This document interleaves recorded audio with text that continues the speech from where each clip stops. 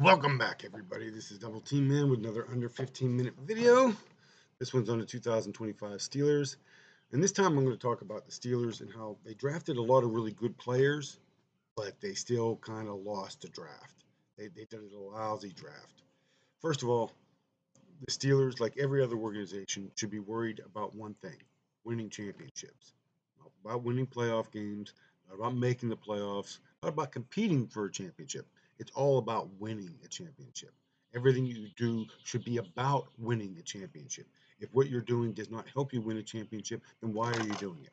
Right? Are you doing it to win a game this year? Doesn't matter.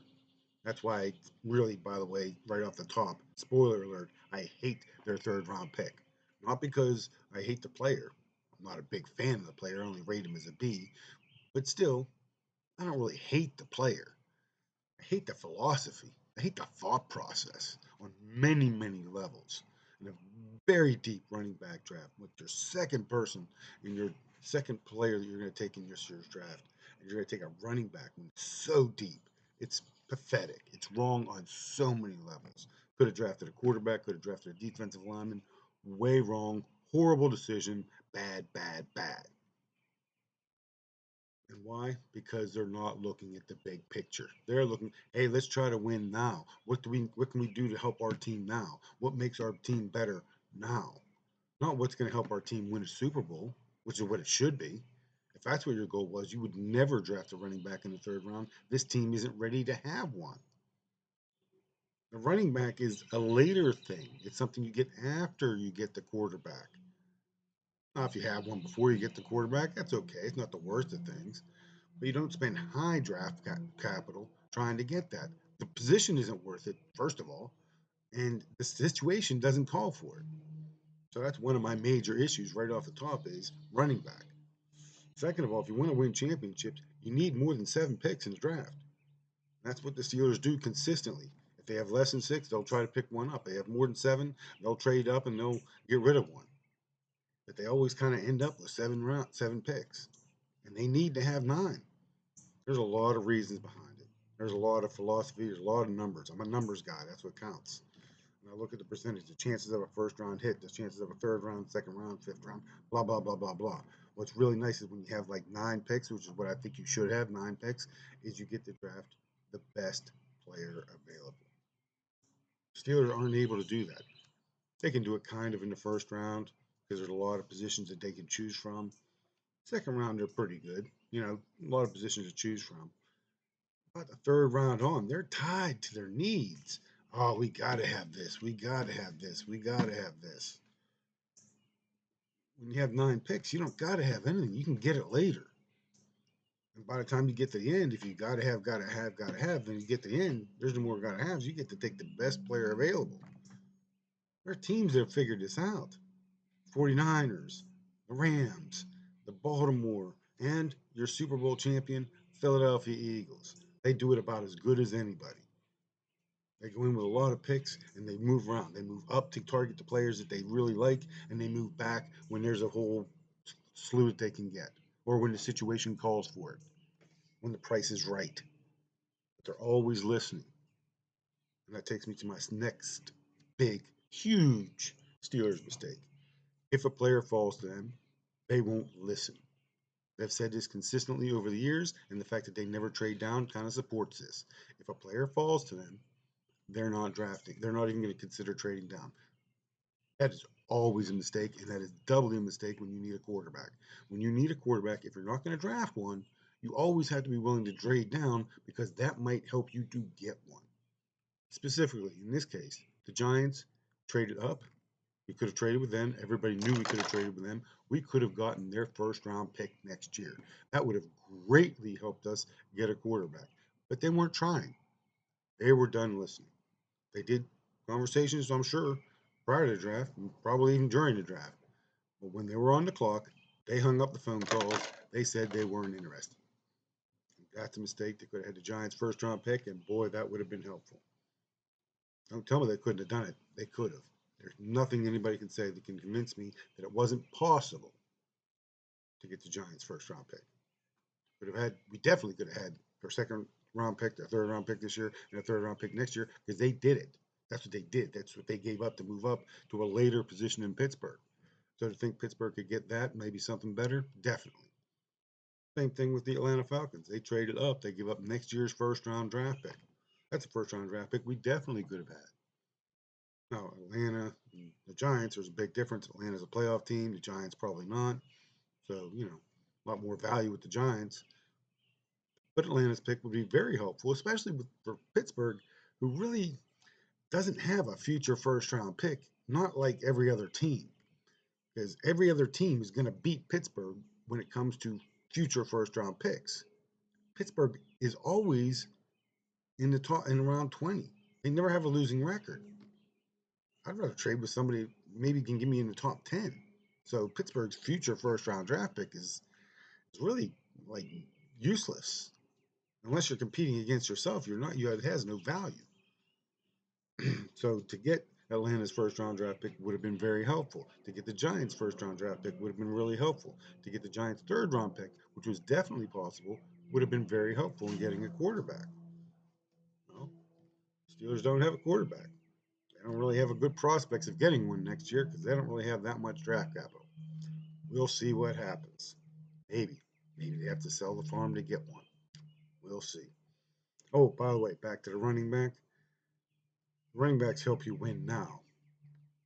Is that really going to help you get a quarterback next year to win now? Just saying, if you're not going to win the Super Bowl this year, you really want to draft somebody who's going to like increase your wins and make it more difficult for you to get the guy that you need.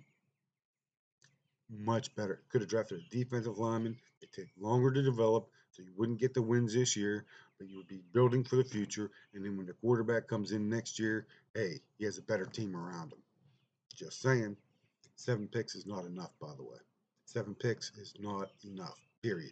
You need about 9. I think you actually need 10, 9 that you can draft, and 1 so you can move up. Even if they're 7th round picks, I don't care. I want them. That's what I want. That's the right way of doing it. That's the long term winning championship way of doing things. Steelers do a lot of good things. They really mess up a lot.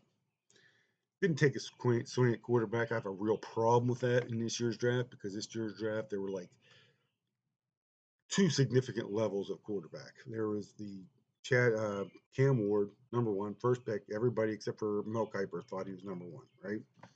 And then there's 2 through 10 that were all about the same for me, including Shador Sanders, who Mel Kiper had as the number 1 quarterback.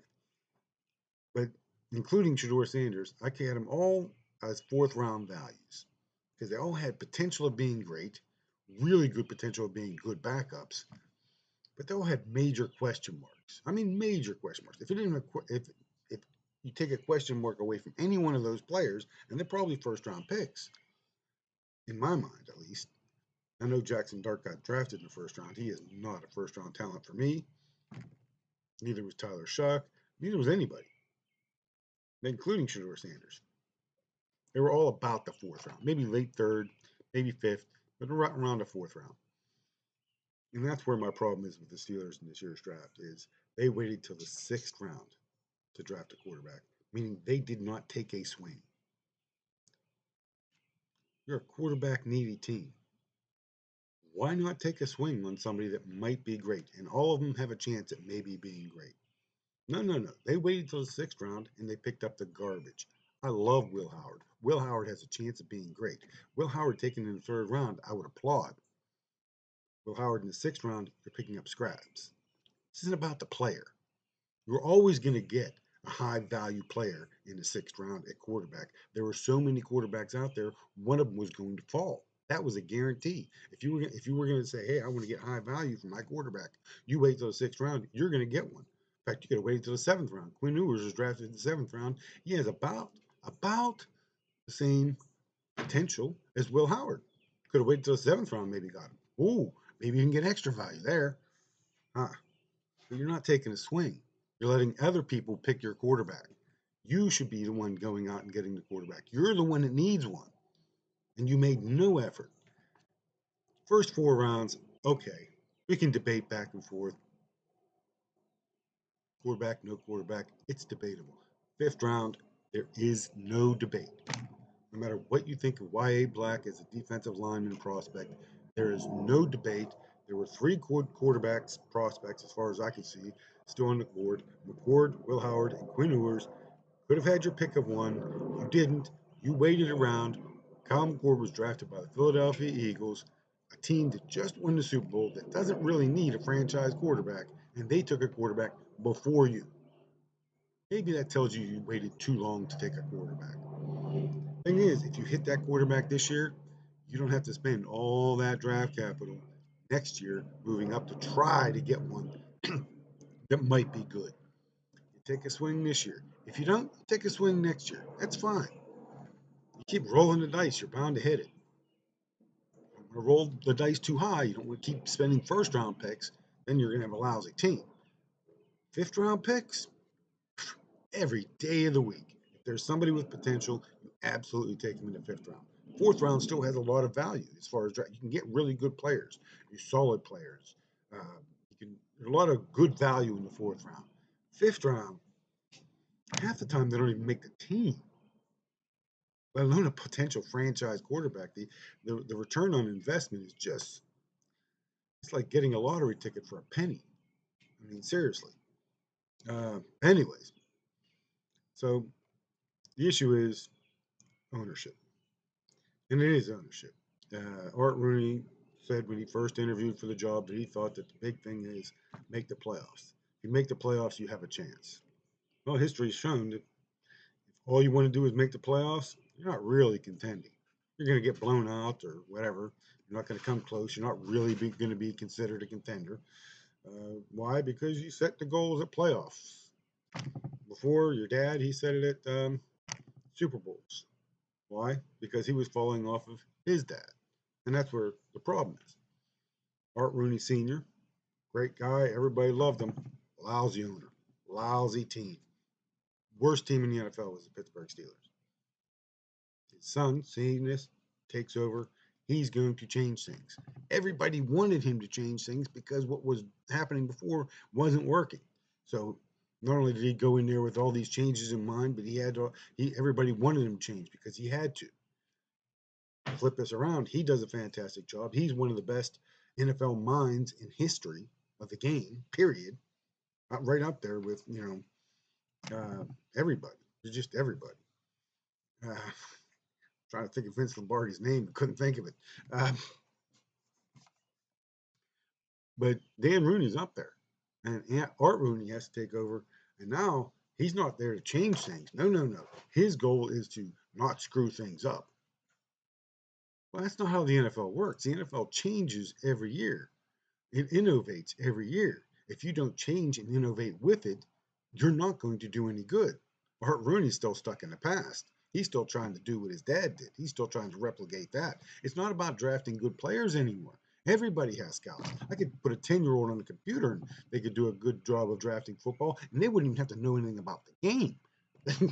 Smart kid, just show them all these websites of consensus draft picks, do a little bit of interviews. I could have them ready to draft a team in a week and do a good job and get really good grades. That's not hard.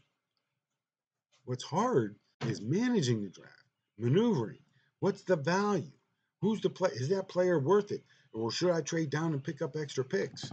Maybe I could take advantage of another team that needs somebody, like the Giants, who needed a quarterback because their head coach and GM are both on the hot seat. They don't care about next year's first round draft pick. They're trying to get by with this year. You could have made a deal that would have helped your team, but you didn't because you're worried about winning this year, because you're worried about doing what your dad did. Well, hopefully your son will do a better job than you. Hopefully your son will look at your record and say, that's not good enough. We're here to win Super Bowls, not get to the playoffs, not win to the playoffs, not have a non-losing record. If you did, this draft would have been completely different. But this draft was about this year. Lousy job. That's unfortunate. Omar Khan, I think, is a good GM. He's a numbers guy like me. I think he knows this draft was a mistake. I think he was torn between Mike Tomlin and Art Rooney Jr. and caught between the two. There's only so much he can do. As long as Art Rooney Jr. is in charge, Steelers have no chance. Goodbye.